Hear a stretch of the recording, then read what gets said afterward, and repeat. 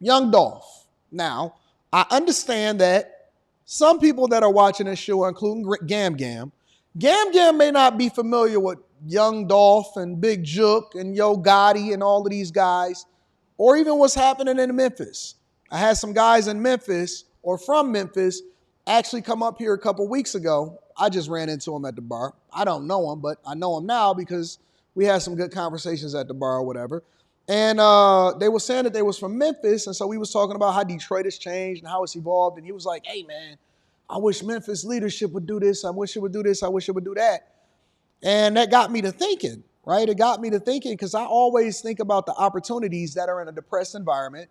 And when cities start to fall apart, that's kind of the buying opportunity for people that are sharks. You know what I'm saying? When you see depressed environments, that's an opportunity for gentrification. But there has to be certain factors that play out in order for us to really be able to gentrify and make it, an area better, while at the same time, pushing out the riffraff, which leads me to this conversation, right?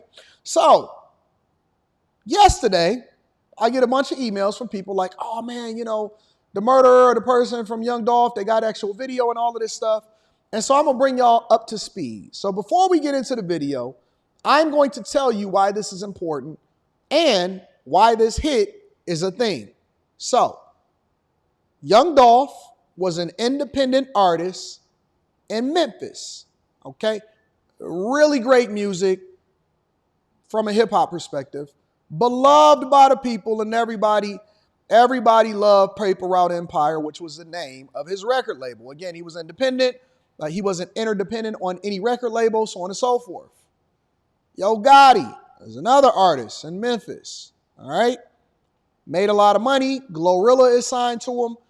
Several different people have success with Yo Gotti. The problem between the two is that although they had brief and limited interaction, it's long been rumored that there is a war, a gang war amongst so many different people that's happening in Memphis, but also between the two camps. Ultimately, Young Dolph's life was taken when he went into a cookie shop, and those people have been arrested. But what we're discovering throughout this whole process is that Yo Gotti, who was also the rival rapper, who was incredibly successful, a millionaire himself, his big brother is the one that ordered the hit. Allegedly, that's what's being proposed inside of the courts. His big brother is the one that put a $100,000 hit on Young Dolph's life. Big Jook himself also was killed late last year, earlier this year, okay? So it sounds like a web, but let me summarize it for you. Dolph, independent, killed by Yo Gotti's brother, who put a $100,000 hit on him. Yo Gotti is still out here running around in the streets doing his thing. And although he's presenting himself as a corporate businessman, it seems as though he is still in the streets. Together now? All right, so let's dig into it, all right?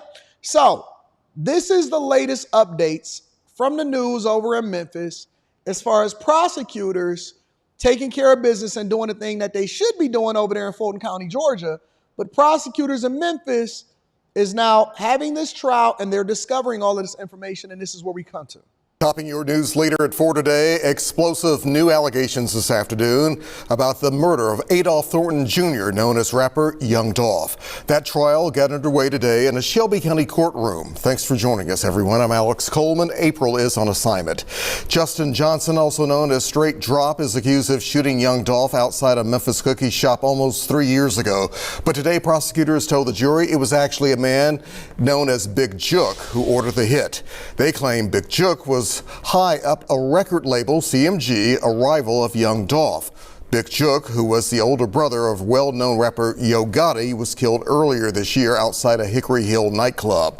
WREG Shay Arthur has been in the courtroom all day and is live with the latest details. Shay, what have you learned?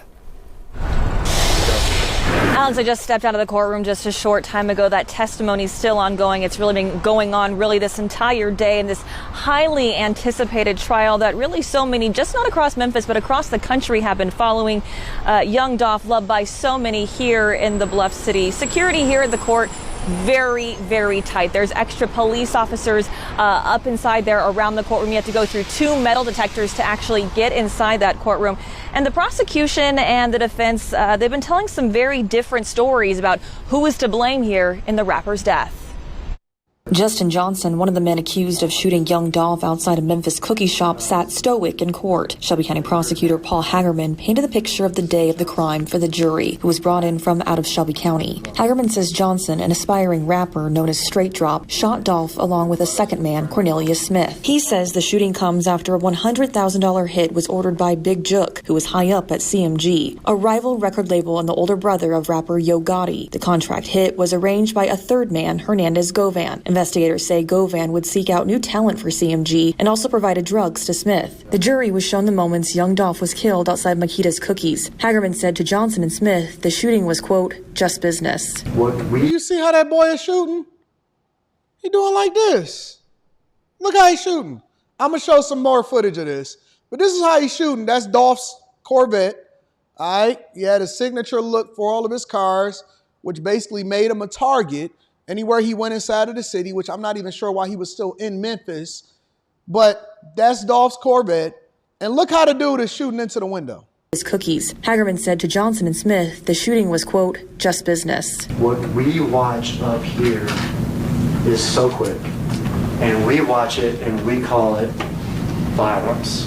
That's a man with a family and with a life who's laying at the edge there in the yellow, riddled with bullets, dead. We watch that and we call it violence. For Cornelius Smith and for Justin Johnson,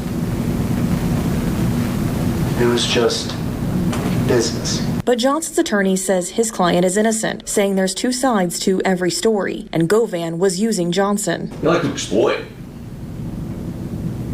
They like to exploit young rappers, like Mr. Johnson. He brings no skill to the table, but you're going to hear testimony about how he intended. It was his sole mission to get a 30 to 60% piece of Mr. Johnson. Shelby County District Attorney Steve Mulroy was also. That must have been a courthouse attorney. You going to jail. Listen, don't even fight them charges.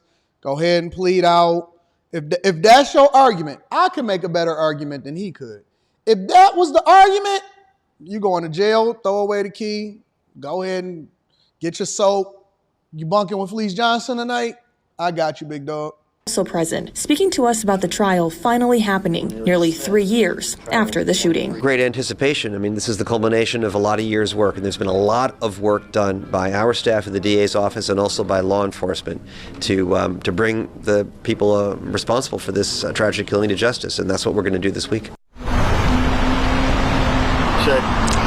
And Alex, really, so far in the case today, beyond those explosive opening statements that we heard, those accusations there from the prosecutor, we also heard from the sister of young Dolph, along with one of his former security guards. Currently, right now, Cornelius Smith, he is the second man, along with Justin Johnson, accused of shooting young Dolph there in front of Makita's cookie store. He's currently under cross-examination by the defense. We'll hear from him tonight at 5 o'clock. I'm going to go back.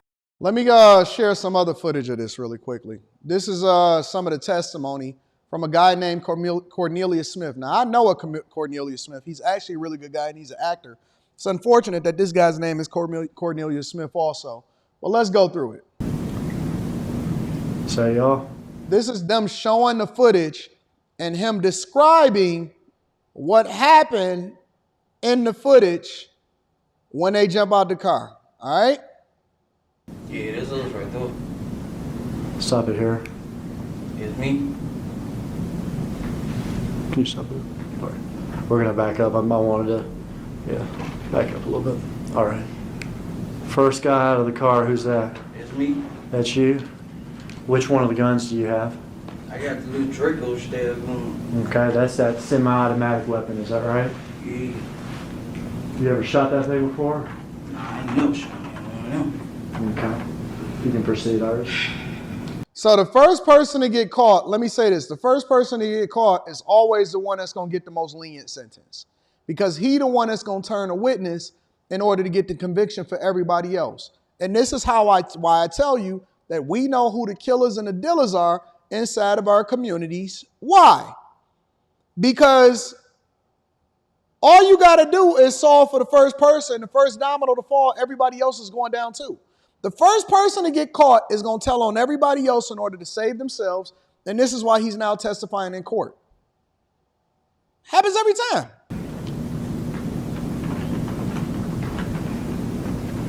Look at how he's That's your shooting. Gap hoodie, is that right? Yeah, it's me.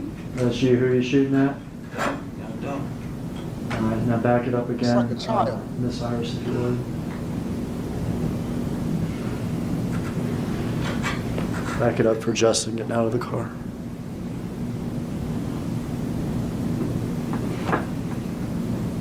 All right, who's the second person here that got out of the driver's side? It's just, He's got the smaller handgun, is that right? yeah, bad baseball hat, bad pro baseball hat. You're firing this crazy thing. What you see, what are you feeling? I wasn't feeling nothing at the time. I ain't gonna even lie. I wasn't feeling nothing at the time. I was just, trying to get some money. Trying to get some money? Bet you probably would have wasted on oxycodone and ecstasy. Trying to do something for my kids. You shot that gun a bunch? Right in there? Right then and there. Yeah, I can't tell you how many times I shot out. Can't tell you. Aiming for Dolph? I ain't, Was he able to say anything to y'all, or was he able to run or get away at all? I shot through the glass, so I wasn't close up on him. I was shooting through the glass. Okay. I saw him standing by the window. I just got out and started shooting. All right. Proceed till Justin shoots. There with the handgun. Who's that? It's just, All right. You proceed. All right, you stop right here. It's Dolph's brother, Marcus. Did you know that he shot back at y'all? I ain't noticed until we pulled out. And there was a bullet hole in my side window. And I told Jason, I'm like, man, I'm hit. He was like, I'm hit too. So I see, I'm hit right here on my leg. And I see a bullet hole in my sweater. I said, damn, I'm hit. So we driving out, he was saying he was hit. I'm talking to him, making sure we on Rick, making sure he's straight. I'm like, you all right? He's like, yeah, I'm straight. But the bullet head went in my arm. It was a bullet in my back. I'm gonna back up. That's all pure adrenaline. The only reason that these dudes wasn't screaming in pain and stuff is 1,000% pure adrenaline. These is monsters. These is monsters in real life. You and Justin here are running to the white Mercedes, is that right? All right, You get in what side of the car? I get on the passenger side. And Justin gets back in the driver's side? Yeah, he get back on the driver's side.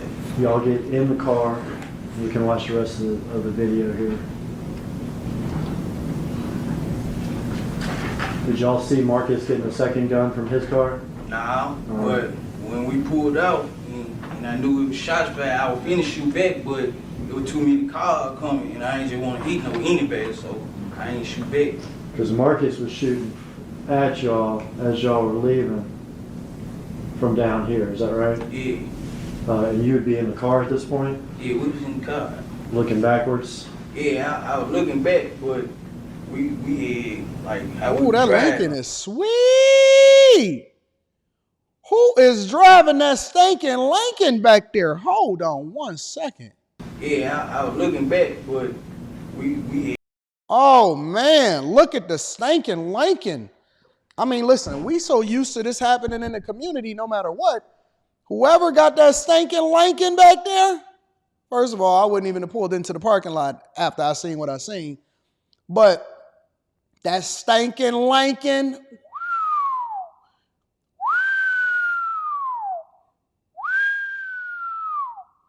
whoever driving a stinking Lincoln is on point.